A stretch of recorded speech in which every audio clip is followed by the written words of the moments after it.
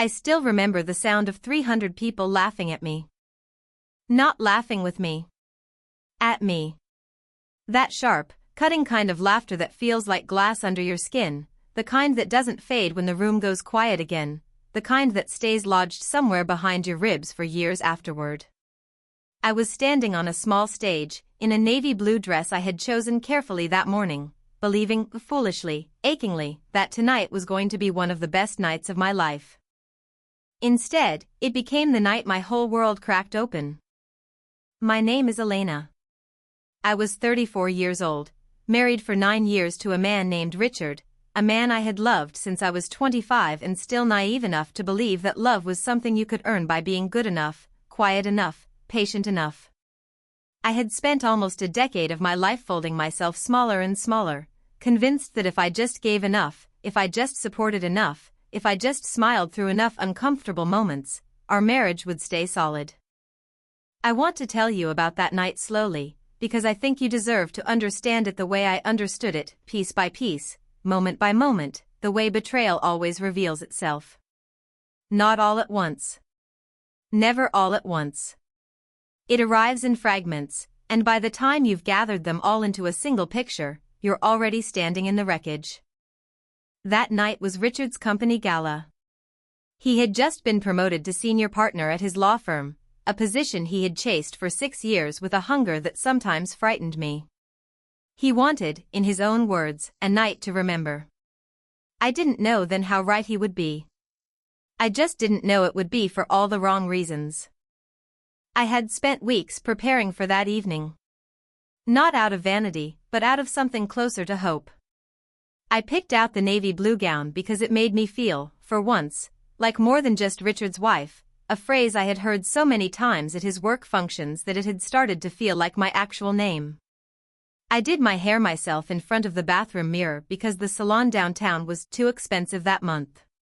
Richard had been tightening our household budget for weeks, telling me money was tight, that his firm required strategic spending right now, that we needed to be careful. I didn't know yet that the money wasn't tight at all. I didn't know where it was actually going.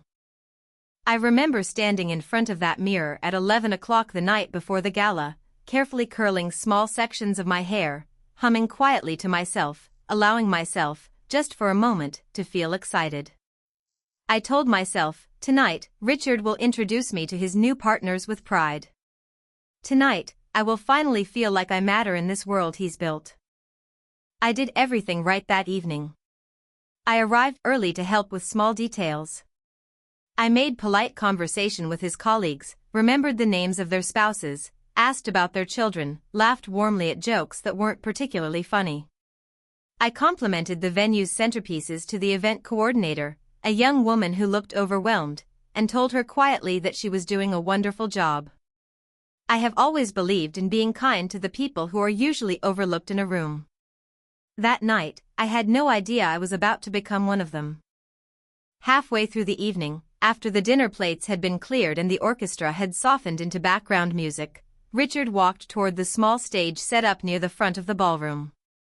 The event included a charity auction that evening, raising funds for a local children's hospital.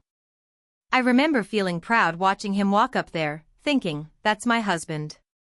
That's the man I built a life with.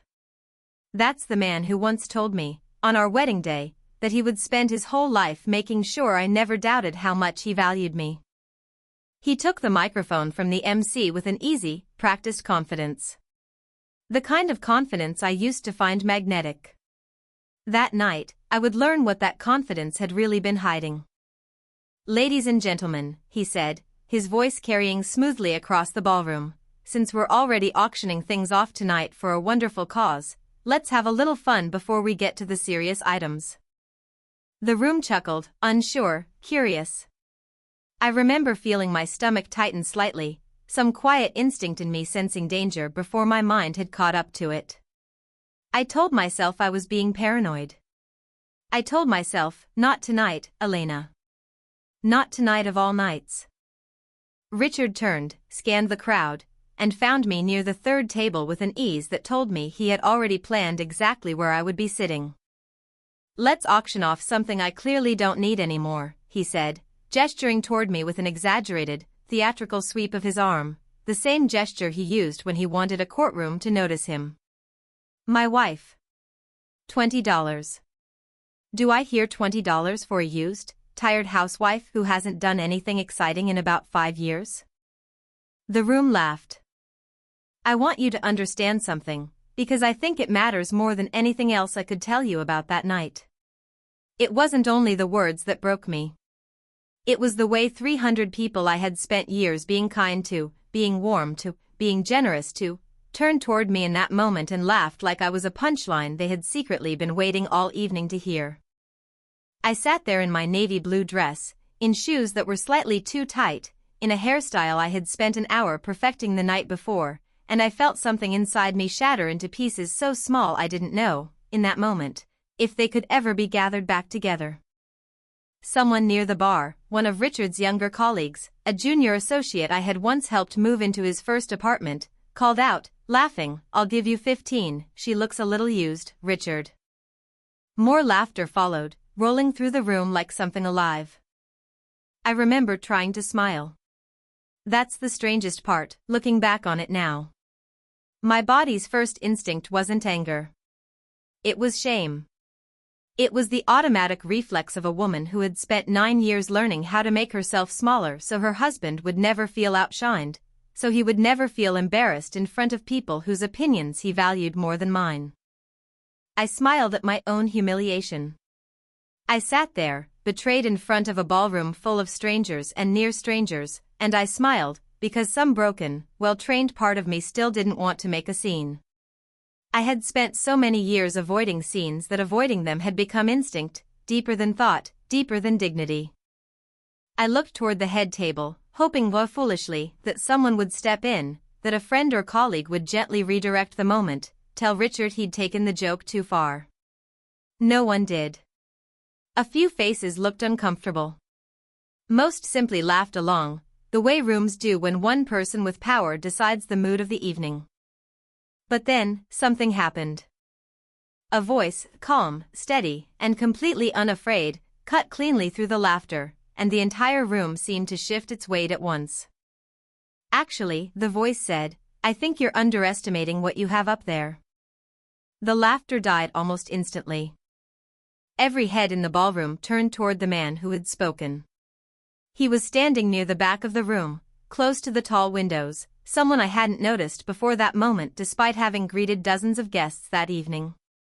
He had a quiet, grounded presence, the kind that doesn't demand a room's attention but somehow claims it anyway. He began walking forward, slowly, deliberately, until he reached the space near the front of the stage, until he was close enough that I could finally see his face clearly for the first time. I had no idea, in that moment, that this stranger was about to become part of the reason I found my way back to myself. "I'll bid," he said, looking directly at Richard, his tone calm but edged with something unmistakably firm, "but not for her. Never for her. I'll bid to buy back this man's dignity, because it seems he's the one who lost it tonight." The silence that followed was the loudest silence I had ever experienced in my life. Richard's easy smile faltered for the first time all evening. I watched something flicker across his face, surprise, maybe embarrassment, maybe the first small crack in the performance he had been giving all night. I sat there, frozen, my heart pounding so loudly I was certain the people at my table could hear it. I didn't know yet what would happen next. I only knew that something had shifted in the room, something that couldn't be undone. I want to pause here and tell you honestly, that moment didn't feel like rescue. It felt like the floor of my life had finally, completely, given way. I need to take you back before that night, because betrayal doesn't happen in a single moment. It builds slowly, quietly, in 1,000 small cracks before the final break, and I think it's important you understand the whole shape of it, not just the night it became visible to everyone else. Richard and I met when I was 25, working as an event coordinator for a boutique hotel downtown. He came in for a business dinner with 3 colleagues, and I remember him being the kind of charming that made you feel like you were the only person in the room, even in a room full of important clients. He asked for my name twice during that dinner, found small excuses to talk to me by the front desk, and by the end of the night had asked, with an almost boyish nervousness that didn't match his tailored suit, if he could take me to coffee sometime. I fell for him the way you fall for a story that feels too good to question. He was ambitious, articulate, endlessly confident about the future.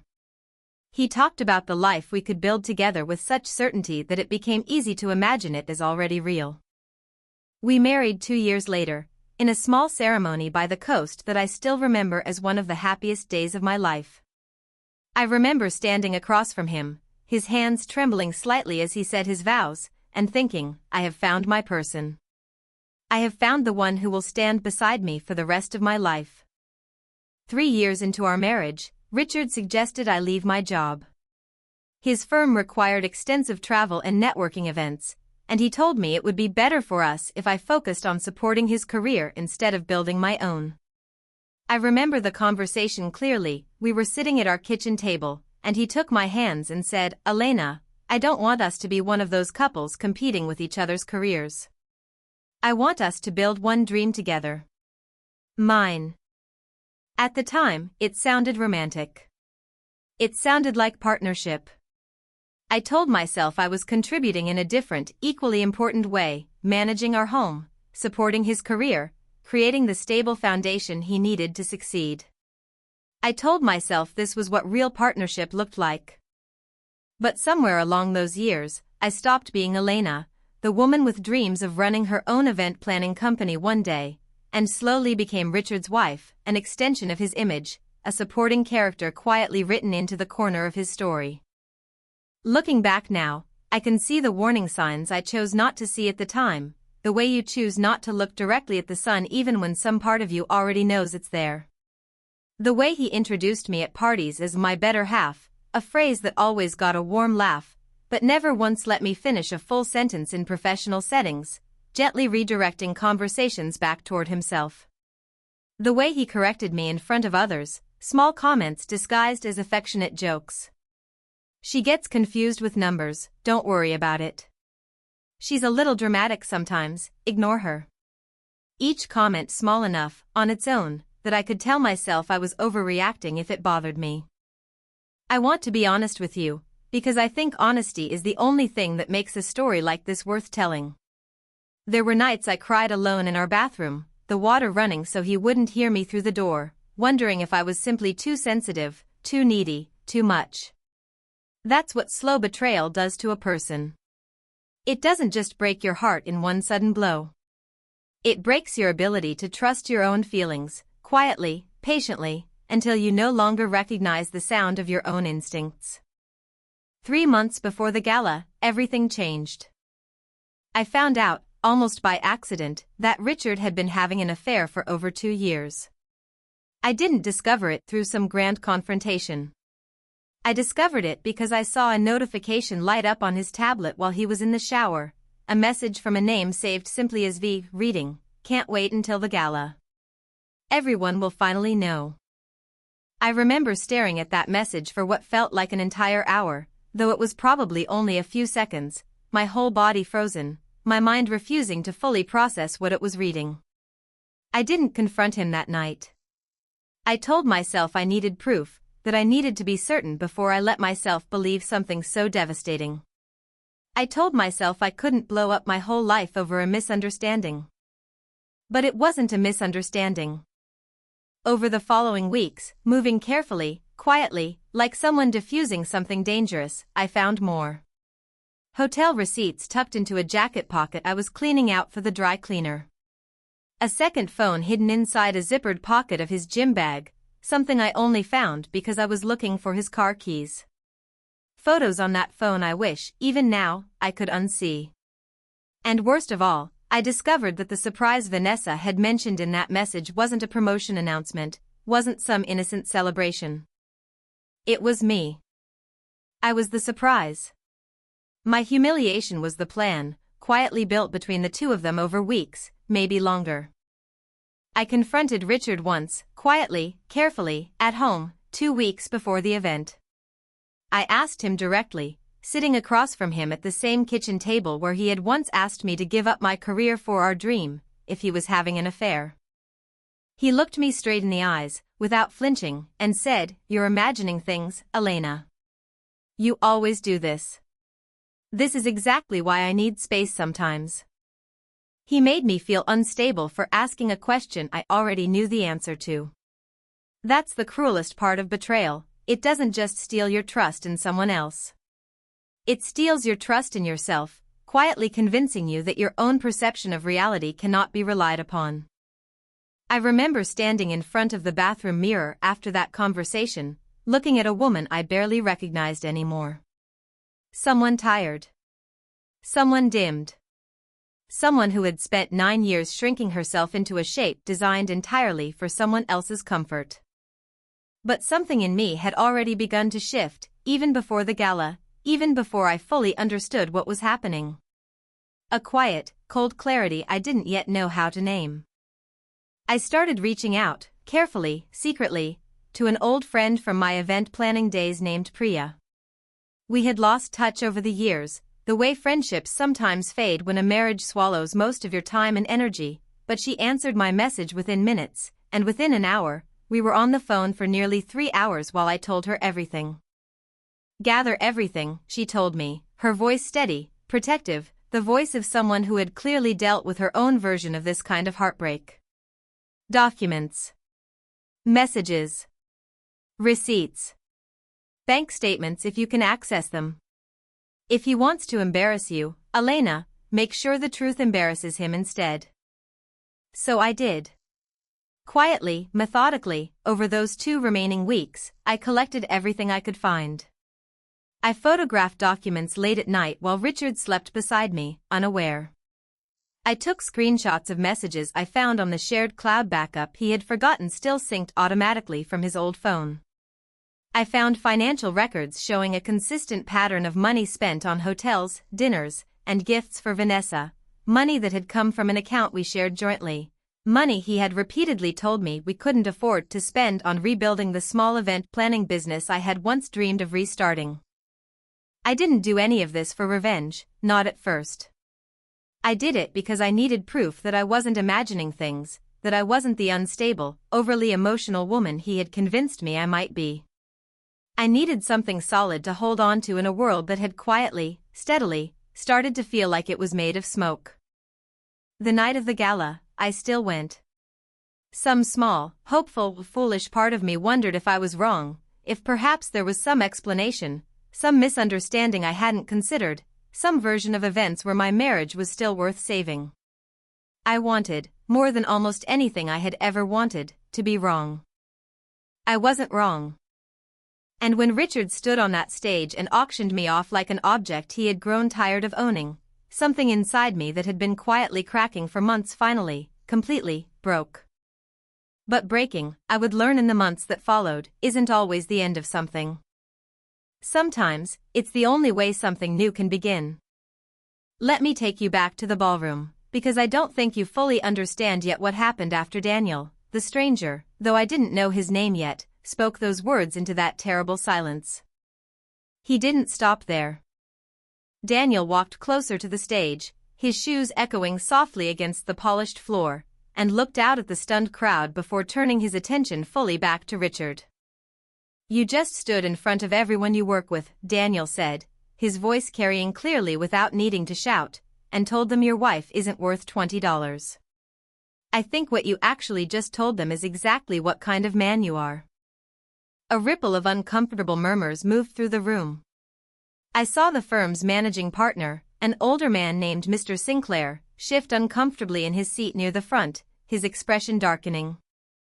Richard laughed, but it came out thin, unconvincing. "It's just a joke, everyone relax." "Is it?" Daniel asked, tilting his head slightly. "Because from where I'm standing, it looks like you're trying to humiliate someone who has stood beside you while you built this entire career. I don't find that funny. I find it sad." I remember feeling something rise in my chest in that moment that wasn't shame anymore. It was clarity, sharp and sudden, like stepping out of murky water into clean air. I stood up from my table.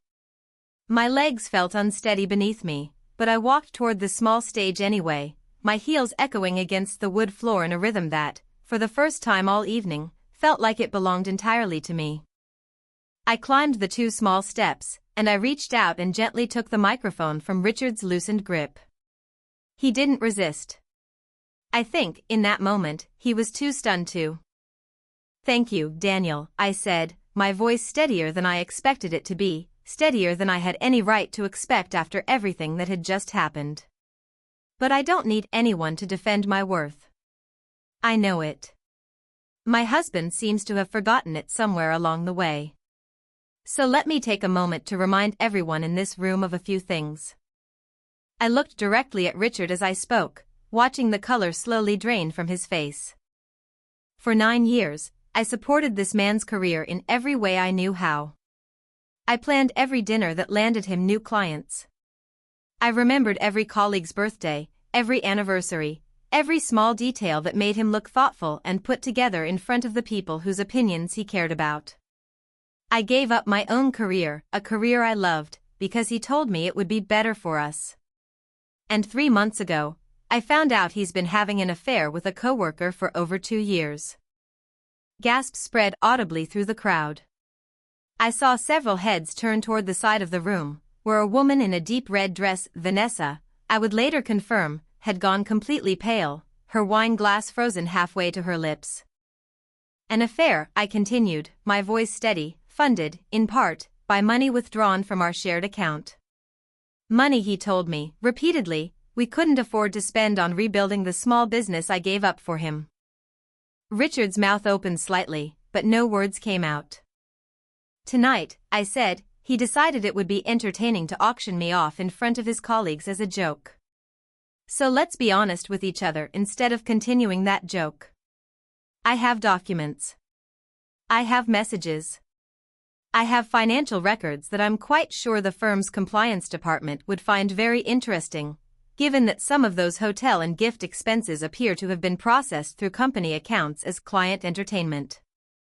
Mr. Sinclair, the managing partner, rose slightly from his seat, his expression now unmistakably alarmed. I watched him exchange a quick, tense glance with the woman seated beside him, someone I would later learn was the firm's head of compliance. Richard's face had gone the color of old paper. I wasn't screaming. I wasn't crying, though I could feel the pressure of tears somewhere behind my eyes, held back by something stronger than pride, a kind of exhausted, hard-won calm. I was calm in a way that surprised even me, because somewhere in those 2 quiet weeks of careful preparation, I had already grieved the marriage I thought I had. What remained now was simply the truth, and I had learned, in the strangest way, on the strangest night of my life, that the truth doesn't need to shout to be powerful. "I'm not doing this for revenge," I told the room, my eyes moving slowly across the sea of faces, some ashamed, some fascinated, all of them silent now. "I'm doing this because for 9 years, I stayed quiet to protect a peace that was never really mine to protect. Tonight, I'm done staying quiet." I set the microphone down gently on the small stage, the soft thud of it against the wood the only sound in the entire ballroom. I walked off the stage, past 300 silent faces, past Vanessa's trembling hands wrapped tightly around her wine glass, past Richard, who didn't say a single word, who simply stood there, frozen, watching the version of himself he had built so carefully collapse in front of everyone whose respect he valued most. I didn't look back as I walked out of that ballroom. I remember the cool night air hitting my face as I stepped outside, and for the first time in longer than I could remember, I took a full, deep breath without feeling like I needed permission to take up that much space. The weeks that followed the gala were not easy. I won't pretend otherwise, because I think stories that pretend the aftermath of betrayal is simple do a disservice to anyone actually living through it. I moved out of the house Richard and I had shared for 7 years within 10 days, staying temporarily with Priya while I searched for a small apartment of my own. Packing up 9 years of a shared life into boxes was its own quiet kind of grief. I found myself crying over strange, small things, a coffee mug we'd bought together on our honeymoon, a photograph from a trip to the mountains, the smell of a sweater still hanging in the closet. Grief, I learned, doesn't disappear just because the person who hurt you deserved to lose you. You can know, with absolute certainty, that leaving was right, and still ache over everything you're leaving behind. Richard tried, at first, to smooth things over. He called repeatedly during those first 2 weeks, sent long messages insisting the affair had already ended, that the auction comment had been a stupid joke that went too far, that he was willing to go to counseling, that he still loved me. I didn't respond to most of them. I had spent 9 years listening to explanations that reshaped reality to protect his comfort. I didn't have the energy left to listen to one more. The legal process moved faster than I expected, partly because of the internal investigation that began at his firm almost immediately after the gala. Mr. Sinclair, it turned out, took compliance violations extremely seriously, especially ones that risked the firm's reputation with major clients who had been present that night. Within 3 weeks, Richard was placed on administrative leave while the firm reviewed the financial records I had provided, at their request, once their internal counsel reached out to me directly. I want to be clear about something. I didn't hand over those records out of some desire for public revenge. I handed them over because they asked, because the truth deserved to be known, and because I was tired endlessly, finally tired, of protecting a version of Richard that had never really existed outside of the story he told other people about himself. Vanessa resigned from the firm within a month, before the investigation even concluded. I heard, through mutual acquaintances I no longer really considered friends, that she moved to another city entirely, taking a position at a smaller firm that, presumably, didn't know the full story yet. Richard fought the divorce initially, instructing his lawyer to contest the terms, to argue for a more favorable division of assets, to delay the process in ways that felt, to me, like one final attempt to maintain control over a story that had already left his hands. But 3 months in, his own lawyer quietly advised him to settle. Fighting publicly, given everything that had already come to light about the misused company funds and the affair, risked drawing even more attention to details he clearly wanted buried. He settled. Quietly. Almost meekly, in a way that felt strange after 9 years of watching him command every room he entered. I moved into a small apartment near the water, in a part of the city I had always loved but never lived in, because Richard preferred the quieter suburbs.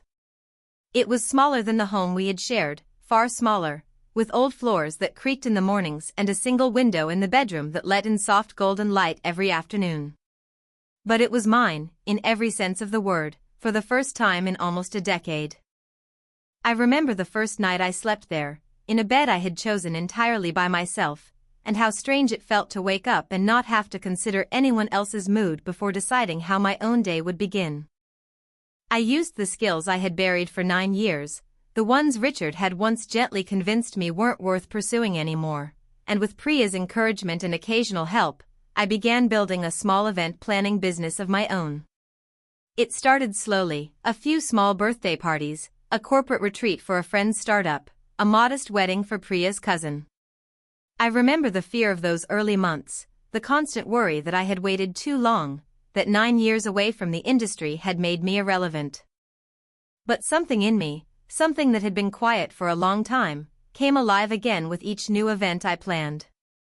I found myself staying up late, not out of anxiety, but out of genuine excitement, sketching layouts, choosing color palettes, imagining the small details that could turn an ordinary evening into something people would remember.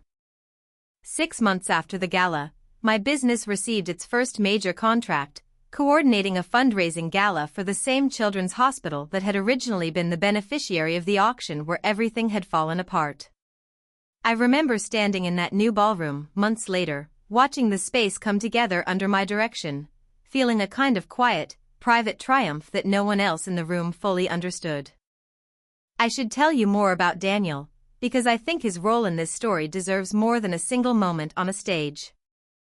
He reached out about 2 weeks after the gala, a simple message through a mutual contact at the hospital board, asking if I was doing all right, without any expectation attached to the question. I remember appreciating that most about him from the very beginning. He never seemed to want anything from me, not even gratitude. We met for coffee a few weeks later, both of us a little unsure of how to navigate a conversation that had started under such strange, public circumstances. I learned that Daniel was a major donor to several local charities, a quiet, private man who had built a successful architecture firm from almost nothing, and who had simply been standing at the back of that ballroom that night because he preferred watching events unfold rather than being at the center of them. I almost didn't say anything, he admitted to me during that first coffee, stirring his cup slowly. It felt like it wasn't my place. But something about the way you smiled through it, like you were trying to protect everyone else's comfort except your own, I couldn't stay quiet. I asked him, half joking, half genuinely curious, why he cared so much about a stranger's humiliation. My mother stayed in a marriage like that for almost 20 years, he said, his voice quieter than before. I watched her shrink a little more every year, until I barely recognized the woman who raised me. I promised myself a long time ago that if I ever saw it happening to someone else, and I had the chance to say something, I would. We stayed in touch after that, first as friends, checking in occasionally, sharing coffee when both of our schedules allowed. He never pushed, never rushed anything, never treated our growing friendship like it needed to become something more in order to matter. He simply showed up, consistently, the same way he had that night on the stage, quietly standing for what was right, without needing anything in return. It was nearly a year after the gala before anything between us shifted into something more than friendship, and even then, it happened slowly, gently, nothing like the whirlwind intensity of how things had started with Richard all those years ago. I think that slowness was exactly what I needed. I needed to relearn what safety felt like before I could recognize it as something worth trusting again. I won't tell you this story ends with some perfect, sweeping romance, because that's not really the point of what I learned through all of this. What I learned, more than anything, is this: sometimes the people who love us the least are the ones sitting closest to us, wearing the most familiar faces, and sometimes the people who barely know us at all can see our worth more clearly than we have allowed ourselves to see it in years. I saw Richard once more, almost a year and a half after the gala, at a mutual friend's charity event neither of us had realized the other would be attending. He looked older, somehow thinner, the easy confidence that used to fill every room he entered noticeably diminished. I heard, through the same web of mutual acquaintances that had once carried news of Vanessa's departure, that he had left the firm entirely after the investigation concluded, moving to a smaller practice in another city, quietly rebuilding a career that would likely never again reach the heights it once had. We spoke briefly that night, a short, stilted conversation by the drink table. He apologized, in a way that felt more like an attempt to ease his own guilt than genuine remorse for what he had done to me. I accepted the apology, not because I needed it, but because carrying anger for him any longer felt like giving him space in my life he no longer deserved to occupy. "You look happy," he said, almost surprised, as though happiness were something he hadn't expected me to find without him. "I am," I told him, and I meant it completely. I think about that gala often now, not with pain anymore, but with a strange, complicated kind of gratitude. Richard tried, that night, to make me small in front of a room full of strangers and colleagues.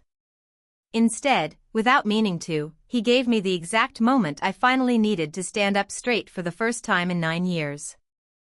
If you're listening to this and you've ever felt small in front of someone who was supposed to love you, someone who was supposed to protect the parts of you that felt most fragile, I want you to hear this clearly: your worth was never up for auction.